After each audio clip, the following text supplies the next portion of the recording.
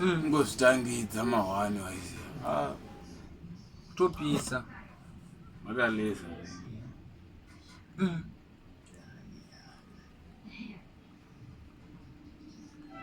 mahwani kasara kuti timbonzwa mahiti kuti zviri kufamba sei pana udze mapopopo asi mapopopo akatangana chairman because this year tapinda mugore remangoma.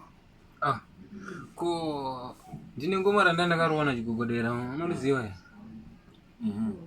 Ngoma randofanirwa kubudisa chigogodera zvaizvezvi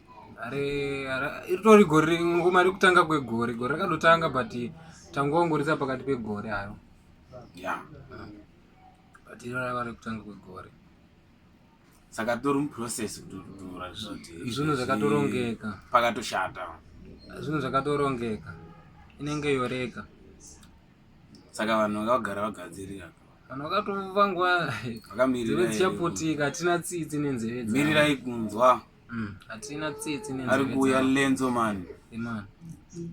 hapana zvinyowani izvi kungonzwa chete pasina kana kubhadhara pasina kana kubhadhara ndo zvinondinetsa chete kuti vanhu vongoi zvemahara idzo imhasha hazvipere mushe ubatigwa mushumo iwo wakuda mhashu mapfunde aripo Lansoman tinaye nhasi so yawe mahwani vakashata wangu tichitaura kunzwa kuti tozvifambisa sei music toita sei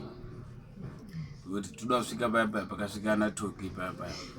topapfuura futi Iiii